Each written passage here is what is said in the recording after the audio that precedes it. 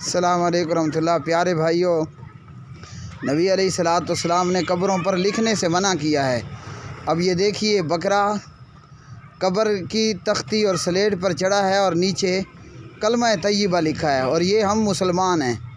پھر ہم کہتے ہیں کہ کافر اسلام کی اور پیغمبر اسلام کی اور قرآن مجید کی توہین کرتا ہے۔ خود ہمارا حال یہ ہے، تختی پر کلمہ لکھا ہے، اوپر بکرا چڑھا ہے، اسی طرح کتے اوپر آ کر چڑھتے ہیں۔